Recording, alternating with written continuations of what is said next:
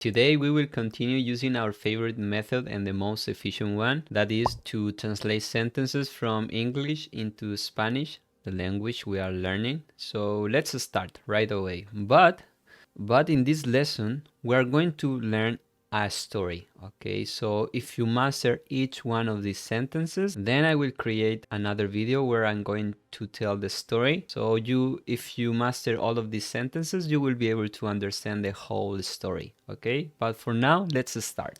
Comencemos. This is the title, so let's put 0, cero. Okay, sería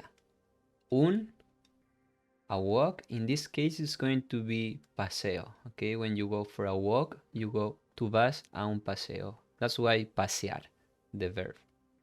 But this is a noun, so it's going to be un paseo. And here this is important, through the city. It's going to be, it's like for or by. Okay, let's use this one. So we are going to say, like in Spanish, un paseo por la ciudad. Okay, un paseo por la ciudad. Así. Muy bien. This is the title. Un paseo por la ciudad. Sentence number 1. Oración número 1. Hoy. Okay. By the way, here we are going to practice the present and the verb to be. Ser y estar. Okay. So I'm going to explain to you why you have to use ser or estar in each one of them. Hoy es. Okay. Hoy es a day, un día. How would you say, ¿cómo dirías sunny? Un día soleado. Okay. Un día soleado. Acá, soleado. En la ciudad. Okay. So, hoy es un día soleado en la ciudad. As I always tell you, try to answer faster than me. Of course, if you don't know the words, you won't be able to do it. That's why I always tell you, vocabulary is key. Vocabulario es la clave. So, hoy es un día soleado en la ciudad. Oración número 2.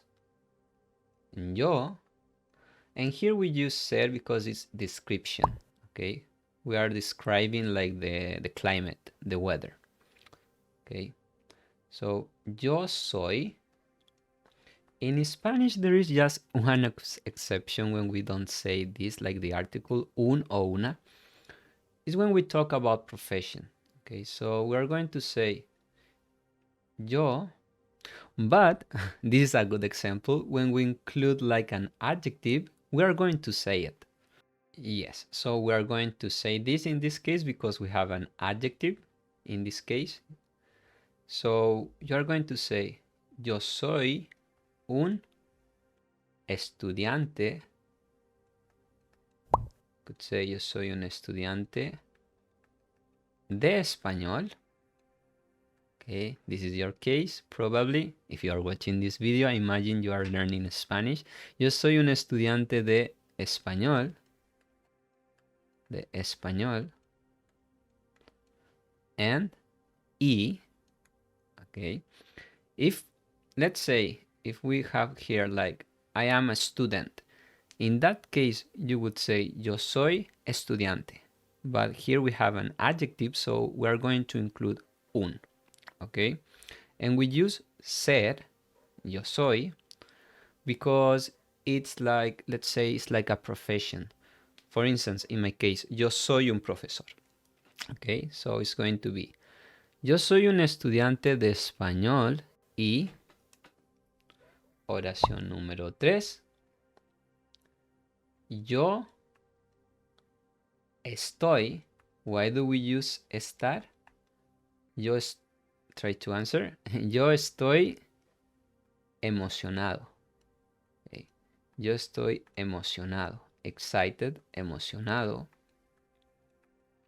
Here, this is very important. When we have like an adjective and then a verb, in Spanish we are going to say de. Okay? I would say always, okay? Yo estoy emocionado de aprender. Okay. Emocionado de.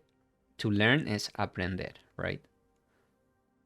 Yo estoy emocionado de. This is very important, okay? So we use estar because we're talking about like a condition, a mood, okay? For instance, I am sad, you would say yo estoy triste, or you are happy, tú estás feliz, and so on, okay? So, yo soy un estudiante de español y yo estoy emocionado de aprender. Vamos con la oración número 4 de la historia. You are my friend and try to be faster than me. Tú eres. Okay. Tú eres mi amigo. Tú eres mi amigo. Y here we use ser because it's like relationship. Okay, you are my friend. Let's say he is my father. Él es mi papá, and so on. So that's why it's like you are relating people. It's like relationship. Okay, it's like identification. I like to use that identification. ¿Cómo dices la oración número 5? Tú. Okay, here we have the other present, continuous present, presente continuo, ing, when you have the verb to be and ing. Always, always we are going to use estar, and then ing is going to be ando or yendo. It depends on the verb. So, tú estás, aprender, it's the verb, right? Tú estás aprendiendo, okay? And with me, it's going to be, very important this one, conmigo, okay? Conmigo. Tú estás aprendiendo conmigo, okay? We use estar because it's this tense, always we are going to use estar, this present. Oración número 6, together, como lo dices, juntos, okay? Juntos. Juntos, we are a team. This is identification, okay? So you already know we are going to use juntos, nosotros. You are going to use ser. So nosotros somos. Somos a team, como dices esto. Un equipo. Equipo. Remember, we don't pronounce the U in this combination of words, okay? Same with here. Que, like queso, cheese, we don't pronounce this one, this U. Same with here, like ge, like war, guerra. Juntos, nosotros somos un equipo. Oración número 7. We start at the park. Sería nosotros. Again, nosotros. Do you know this verb? Empezar. Okay, so nosotros empezamos. Nosotros empezamos. ¿Dónde? Where? And remember this. Is this masculine or feminine?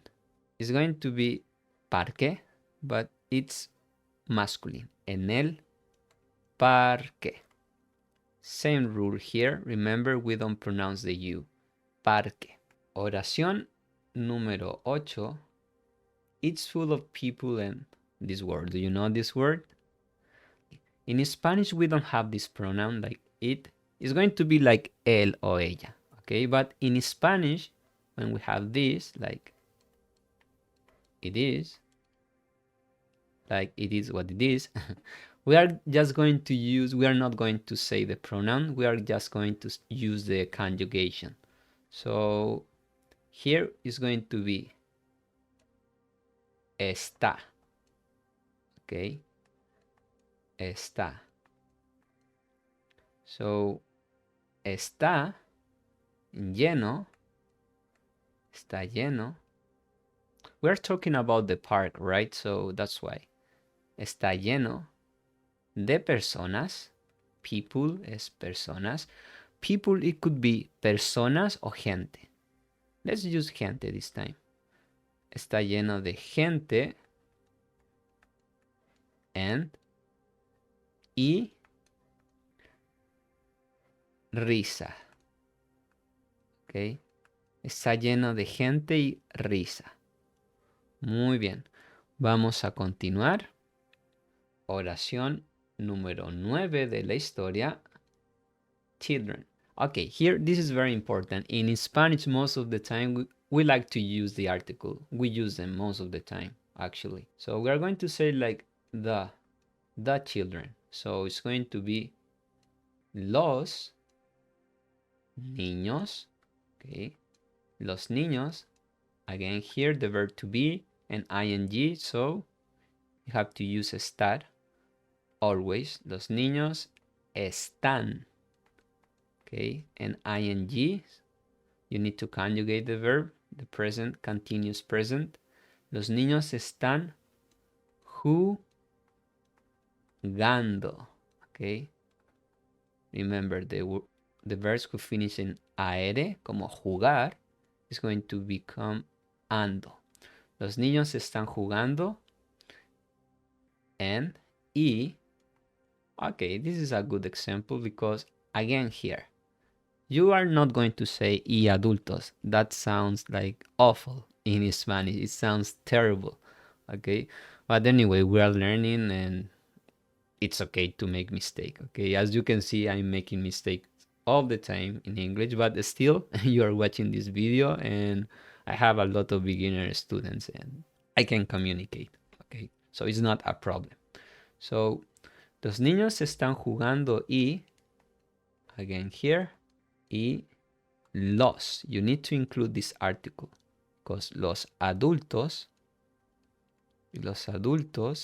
okay, are relaxed. So here is like a condition, like relaxed. It's like happy, sad, boring, and like that. So you're going to use estar. So, y los adultos están, right? Están relaxed, relajados. Y los adultos están relajados. Okay, if you have any question, just let me know. Los niños están jugando y los adultos están relajados. Vamos con esta oración. I will divide this video in 2 or 3 parts, okay? So that is going to be easier to study the sentences. The park is a place where everyone is happy. ¿Cómo dices esto?